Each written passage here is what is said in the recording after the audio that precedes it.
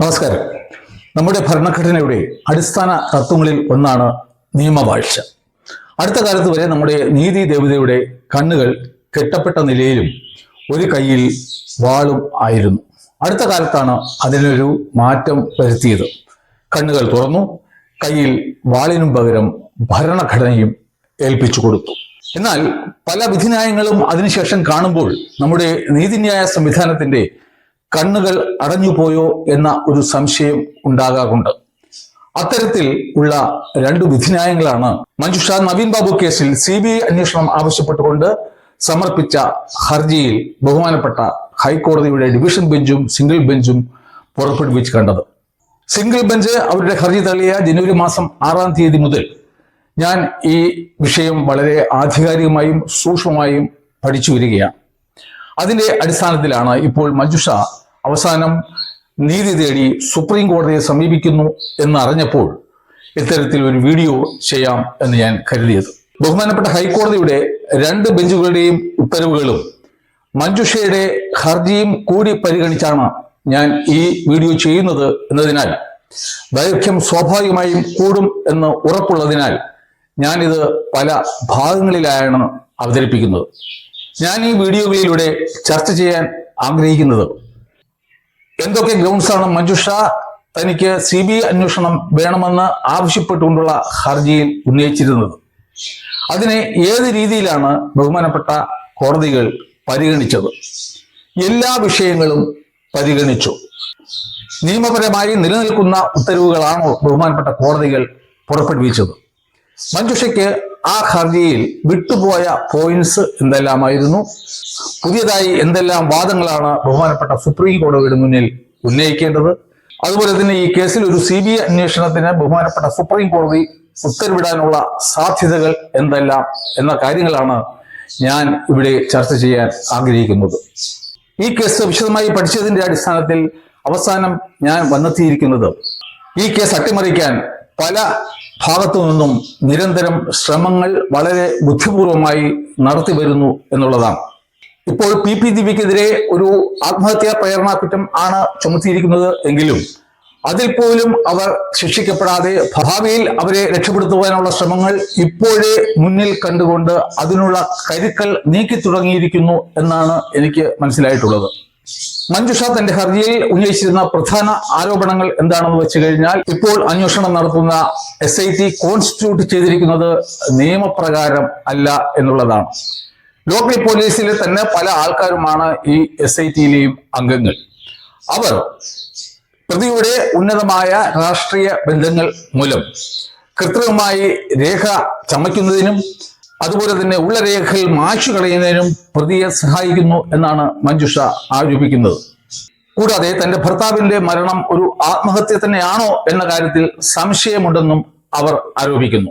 നമുക്കാദ്യമായി ഈ SIT constitute ചെയ്തിരിക്കുന്നത് നിയമപ്രകാരം ആണോ എന്നും ഈ SITക്ക് ഈ കേസിൽ അന്വേഷണം നടത്താനുള്ള അധികാരം നിയമപരമായി ഉണ്ടോ എന്നും അവർക്ക് ഈ കേസിൽ കുറ്റപത്രം കോടതി മുമ്പാകെ സമർപ്പിക്കുന്നതിന് ഉള്ള അധികാരം ഉണ്ടോ എന്നും പരിശോധിക്കാം.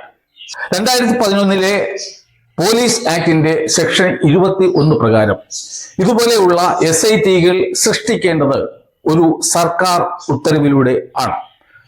നമുക്കാദ്യം എന്താണ് ഒരു സർക്കാർ ഉത്തരവ് എന്ന് പരിശോധിക്കാം.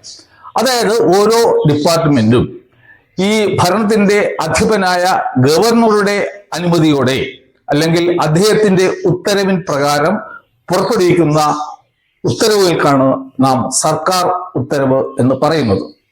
അതിന് കീഴിലുള്ള ഏത് അതോറിറ്റിയും എന്ത് ഉത്തരവിട്ടാലും അതൊരു സർക്കാർ ഉത്തരവ് അല്ല. എന്നാൽ ഇവിടെ ഈ SIT സൃഷ്ടിക്കപ്പെട്ടിരിക്കുന്നത് വാക്കാലുള്ള ബഹുമാനപ്പെട്ട മുഖ്യമന്ത്രിയുടെ നിർദ്ദേശാനുസരണം ആണ്. 25/10/2024 IG നോർത്ത് സോൺ ആണ് ഒരു ഉത്തരവ് പുറപ്പെടുവിച്ചിട്ടുള്ളത്. അത് തീർച്ചയായിട്ടും ഒരു സർക്കാർ ഉത്തരവല്ല, ഗവൺമെന്റ് ഉത്തരവ് അല്ല. സാധാരണ സർക്കാർ ഉത്തരവുകളുടെ അടിയിൽ ഗവർണറുടെ ഉത്തരവിൻ പ്രകാരം എന്ന് എഴുതാറുണ്ട്. തീർച്ചയായിട്ടും ഇതിൽ അങ്ങനെ ഒരു വേർഡിംഗ് ഒരിക്കലും തന്നെ കാണാൻ സാധ്യമല്ല. അപ്പോൾ ഒന്നാമതായി അതൊരു സർക്കാർ ഉത്തരവ് അല്ല. അതുകൊണ്ട് തന്നെ ഈ SITക്ക് ഈ കേസിൽ അന്വേഷണം നടത്താനോ കൂടാതെ ആരെയെങ്കിലും പ്രതി ചേർക്കുന്നതിനോ അവർക്കെതിരെ കുറ്റപത്രം കോടതിയിൽ സമർപ്പിക്കുന്നതിനോ യാതൊരുവിധ നിയമപരമായ അവകാശവും ഇല്ല എന്നുള്ളതാണ് വളരെ സ്പഷ്ടമായ സത്യം. ആ കാര്യമാണ് മഞ്ജുഷ ബഹുമാനപ്പെട്ട ഹൈക്കോടതി സിംഗിൾ ബെഞ്ചിന് മുമ്പാകെ ഉയർത്തിയത്. എന്തുകൊണ്ടാണ് അത്തരത്തിൽ നിയമസാധുത ഇല്ലാത്ത ഒരു SIT കോൺസ്റ്റിറ്റ്യൂട്ട് ചെയ്തത്? അതിനു പിന്നിൽ വളരെ വലിയ ഗൂഢ ലക്ഷ്യങ്ങളാണ് ഉള്ളത്. നമുക്കറിയാം, കുറച്ച് വർഷങ്ങൾ കഴിയുമ്പോൾ നാം എല്ലാം ഈ കേസ് മറക്കും. ഒരു ദിവസം പേപ്പറിൽ നമ്മൾ വാർത്ത കാണും, PP ദിവ്യയെ വെറുതെ വിട്ടു. എന്തായിരിക്കും അതിനുള്ള കാരണം എന്നറിയാമോ? PP ദിവ്യ ട്രയൽ കോടതി മുമ്പാകെ ഉയർത്താൻ പോകുന്ന ഡിഫൻസ് എന്ന് പറയുന്നത് ഇപ്പോൾ ഈ ഭരണകക്ഷിയും സർക്കാർ ഒക്കെ നിയമാനുസരണം സൃഷ്ടിക്കപ്പെട്ടത് എന്ന് പറയുന്ന ഇതേ SIT നിയമവിരുദ്ധമായ ഒരു SIT ആണെന്നും ഇവർക്ക് തനിക്കെതിരെ അന്വേഷണം നടത്തുന്നതിനോ തനിക്കെതിരെ കുറ്റപത്രം സമർപ്പിക്കുന്നതിനോ യാതൊരു അവകാശവും ഇല്ല എന്നും അതിനാൽ തന്നെ അവർക്കെതിരെയുള്ള കുറ്റപത്രം നിലനിൽക്കില്ല എന്നും അവരെ വെറുതെ വിടണം എന്നും ആയിരിക്കും അവരുടെ ഡിഫൻസ്. അപ്പോൾ ബഹുമാനപ്പെട്ട ട്രയൽ കോടതിക്ക്, സെഷൻസ് കോടതിക്ക് ആ വിഷയത്തിൽ ഒന്നും ചെയ്യാൻ കഴിയില്ല. അവർക്ക് PP ദിവ്യയെ വീട്ടിൽ പറഞ്ഞയക്കാൻ മാത്രമേ സാധിക്കൂ. അതിനാണ് ഇത്ര മുൻകരുതലോടുകൂടി ഇപ്പോഴേ കരുക്കൾ നീക്കിക്കൊണ്ട് ഇരിക്കുന്നത്. അതിനുവേണ്ടി മാത്രമാണ് ഈ നിയമവിരുദ്ധമായ SIT കോൺസ്റ്റിറ്റ്യൂട്ട് ചെയ്യപ്പെട്ടത്. എന്നാൽ ഇക്കാര്യം നമ്മുടെ ബഹുമാനപ്പെട്ട ഹൈക്കോടതി സിംഗിൾ ബെഞ്ചിന്റെ ശ്രദ്ധയിൽ പെട്ടിരുന്നുവെങ്കിലോ തീർച്ചയായിട്ടും ഈ അന്വേഷണവുമായി കേരള സർക്കാരിന് മുന്നോട്ട് പോകാനുള്ള അനുമതി ബഹുമാനപ്പെട്ട സിംഗിൾ ബെഞ്ചിന് കൊടുക്കാൻ സാധിക്കുമായിരുന്നില്ല. പക്ഷേ നിർഭാഗ്യം എന്ന് തന്നെ പറയട്ടെ, ബഹുമാനപ്പെട്ട സിംഗിൾ ബെഞ്ച് ഇതൊരു സർക്കാർ ഉത്തരവാണോ അതല്ല ഒരു IG ഉത്തരവാണോ എന്ന് മനസ്സിലാക്കുന്നതിൽ വളരെ ദയനീയമായി പരാജയപ്പെട്ടു എന്നാണ് എനിക്ക് പറയാൻ സാധിക്കുന്നത്. ബഹുമാനപ്പെട്ട സിംഗിൾ ബെഞ്ചിന് മുമ്പാകെ ഈ IG ഉത്തരവ് സമർപ്പിച്ചത് എക്സിബിറ്റ് R4C ആയാണ്. അതിൽ ബഹുമാനപ്പെട്ട കോടതി പറയുന്നു ഇതൊരു സർക്കാർ ഉത്തരവാണ്, ഇതൊരു ഗവൺമെന്റ് ഓർഡർ ആണ് എന്നാണ് കോടതി പറയുന്നത്. അതുകൊണ്ടും തീർന്നില്ല. കോടതി വീണ്ടും പറയുന്നു ഇത് 100% നിയമപരവും നിയമപരമായി ഇറക്കപ്പെട്ട ഒരു ഉത്തരവാണെന്നാണ്. ഈ ഉത്തരവ് തീർച്ചയായിട്ടും പോലീസ് ആക്ടിന്റെ സെക്ഷൻ 21 അടിയിൽ വരുന്ന ഒന്നല്ല എന്ന് മനസ്സിലാക്കാൻ ബഹുമാനപ്പെട്ട സിംഗിൾ ബെഞ്ച് അതിദയനീയമായി പരാജയപ്പെട്ടു. അവിടെ തന്നെ മഞ്ജുഷയ്ക്ക് ആർട്ടിക്കിൾ 21 പ്രകാരം ലഭിക്കേണ്ട മൗലികാവകാശം, അതായത് സ്വതന്ത്രവും നീതിയുക്തവും സത്യസന്ധവുമായ ഒരു അന്വേഷണം ലഭിക്കണം എന്നുള്ള അവകാശം, അത് ബഹുമാനപ്പെട്ട കോടതി നിഷേധിക്കുകയാണ് ഉണ്ടായത്. ഈ വിഷയമാണ് ബഹുമാനപ്പെട്ട സുപ്രീം കോടതി മുമ്പാകെ മഞ്ജുഷ ഉയർത്തേണ്ടത്. അഥവാ ബഹുമാനപ്പെട്ട സുപ്രീം കോടതിക്ക് ഈ പോയിന്റ് മനസ്സിലായാൽ ആ നിമിഷം തന്നെ മഞ്ജുഷയ്ക്ക് CBI അന്വേഷണം അനുവദിക്കും. അതുകൂടാതെ തന്നെ സുപ്രീം കോടതി പുറപ്പെടുവിക്കുന്ന ഓരോ ഉത്തരവും ഫൈനലാണ്. അത് ആർട്ടിക്കിൾ 142 പ്രകാരം കീഴോട്ടുള്ള എല്ലാ കോടതികളും അനുസരിക്കാൻ ബാധ്യസ്ഥരാണ്. അതുകൊണ്ട് തീർച്ചയായിട്ടും ഈ നിയമവിരുദ്ധമായ SIT തന്നെ അന്വേഷണം തുടരട്ടെ എന്ന് ബഹുമാനപ്പെട്ട സുപ്രീം കോടതിക്ക് ഒരിക്കലും പറയാൻ കഴിയില്ല. അതിനാൽ തന്നെ നമുക്ക് ഈ കാര്യം ബഹുമാനപ്പെട്ട സുപ്രീം കോടതിയെ ബോധ്യപ്പെടുത്തി കഴിഞ്ഞാൽ തീർച്ചയായിട്ടും മഞ്ജുഷയ്ക്ക് CBI അന്വേഷണം അനുവദിക്കും എന്നുള്ളത് സുനിശ്ചിതമാണ്. ബഹുമാനപ്പെട്ട കോടതി അതിന്റെ വിധിന്യായത്തിന്റെ 19ാമത്തെ ഖണ്ഡികയിൽ പറയുന്നു മഞ്ജുഷ ഈ SITയിലെ അംഗങ്ങൾക്കെതിരെ യാതൊരു വിധത്തിലും ഉള്ള ആരോപണങ്ങൾ ഉന്നയിച്ചിട്ടില്ല എന്നുള്ളതാണ്. അതും തികച്ചും സത്യവിരുദ്ധമായ ഒന്നാണ്. മഞ്ജുഷയുടെ ഹർജിയിലെ 34ാമത്തെ ഖണ്ഡികയിൽ അവർ പറയുന്നുണ്ട് ഈ SITയിലെ അംഗങ്ങളും പ്രതിയായ ദിവ്യയും തമ്മിൽ വളരെ അടുത്ത ബന്ധം ആണ് ഉള്ളത്. കൂടാതെ അവർ പല സന്ദർഭങ്ങളിലും ഒരുമിച്ച് പല പരിപാടികളിലും പങ്കെടുക്കാറുണ്ട് എന്ന കാര്യവും അവർ അവിടെ ആരോപിക്കുന്നുണ്ട്.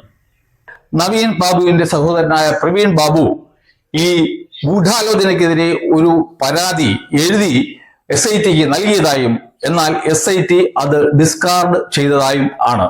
അതിനെക്കുറിച്ച് യാതൊരു വിധത്തിലുള്ള അന്വേഷണവും നടത്തിയിട്ടില്ല. കൂടാതെ ഇതിൽ പ്രതിയാക്കപ്പെടേണ്ട ഒരാളായ പ്രശാന്തനെ പ്രതിയാക്കിയിട്ടില്ല എന്നും മഞ്ജുഷ തന്റെ പരാതിയിലെ ഗ്രൗണ്ട് എഫിൽ ഉന്നയിക്കുന്നുണ്ട്.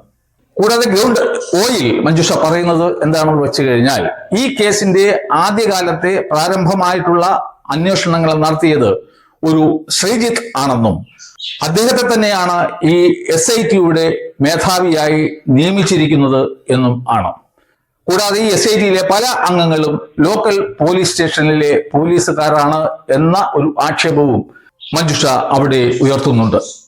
എന്നാൽ ബഹുമാനപ്പെട്ട കോടതി വിധിന്യായത്തിന്റെ 20ാമത്തെ ഖണ്ഡികയിൽ പറയുന്നത് എന്താണെന്ന് വെച്ച് കഴിഞ്ഞാൽ, ഈ നിയമവിരുദ്ധമായ രീതിയിൽ സൃഷ്ടിക്കപ്പെട്ട SITയുടെ പ്രവർത്തനം വളരെ നല്ല രീതിയിൽ ആണെന്നും അവർ കുറ്റമറ്റ രീതിയിലാണ് അന്വേഷണം നടത്തുന്നതെന്നും അവരുടെ അന്വേഷണത്തിൽ എന്തെങ്കിലും അപാകത ചൂണ്ടിക്കാണിക്കാൻ മഞ്ജുഷ പരാജയപ്പെട്ടു എന്നും ആണ് അവിടെ പറയുന്നത്.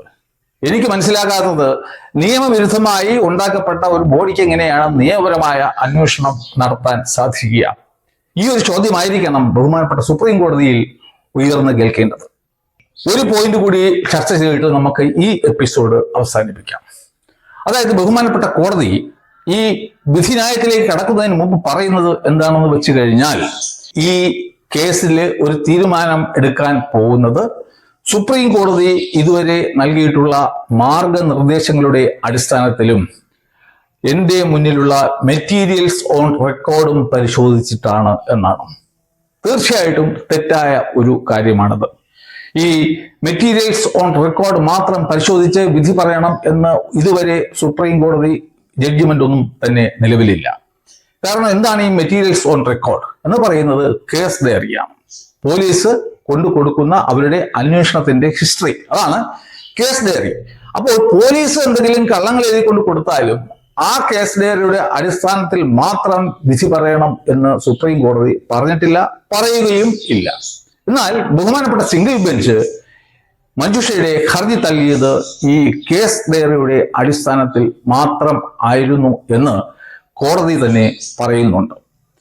അപ്പോൾ എങ്ങനെയാണ്, എന്തുകൊണ്ടാണ് മഞ്ജുഷയ്ക്ക് അനുവദിക്കപ്പെട്ട ഭരണഘടനാ അവകാശങ്ങൾ ബഹുമാനപ്പെട്ട ഹൈക്കോടതി നിഷേധിച്ചത് എന്ന് നിങ്ങൾക്ക് മനസ്സിലായി തുടങ്ങി എന്ന് എനിക്ക് തോന്നുന്നുണ്ട്. തുടർന്ന് ഇതുപോലെ ഉള്ള വളരെ വിചിത്രമായ പല കാര്യങ്ങളുമായി നമുക്ക് വീണ്ടും അടുത്ത വീഡിയോയിൽ കാണാം. പക്ഷേ ഒരു കാര്യം എനിക്ക് പറയാനുള്ളത്, ഇപ്പോൾ തന്നെ നിങ്ങൾക്ക് മനസ്സിലായി, ഇതുവരെ ആരും ചർച്ച ചെയ്യാത്ത, പറയാത്ത ഒരു കാര്യമാണ് ഞാൻ ഇവിടെ ചർച്ച ചെയ്തത്. മണിക്കൂറുകൾക്കകം ഇത് വേറെ രൂപത്തിലും ഭാവത്തിലും ഒക്കെ മറ്റു പല ചാനലുകളും നിങ്ങളുടെ മുന്നിൽ കൊണ്ട് എത്തിക്കും. അതിനാൽ ഈ വിഷയം നിങ്ങൾക്ക് ഇഷ്ടപ്പെട്ടു എങ്കിൽ നിങ്ങൾ ഈ ചാനൽ ദയവായി സബ്സ്ക്രൈബ് ചെയ്യണം. കാരണം എനിക്ക് നിങ്ങളുമായി നേരിട്ട് സംവദിക്കാൻ കഴിയും. അതിനാൽ മറക്കാതെ ഈ ചാനൽ സബ്സ്ക്രൈബ് ചെയ്യണം എന്ന് ഒന്നുകൂടി ഞാൻ അഭ്യർത്ഥിക്കുകയാണ്. അടുത്ത ഇതുപോലെ ഉള്ള മറ്റൊരു വിചിത്രമായ പോയിന്റുമായി ഞാൻ വീണ്ടും വരും. നമുക്ക് വീണ്ടും കാണാം. അതുവരെ നന്ദി, നമസ്കാരം. Thank you.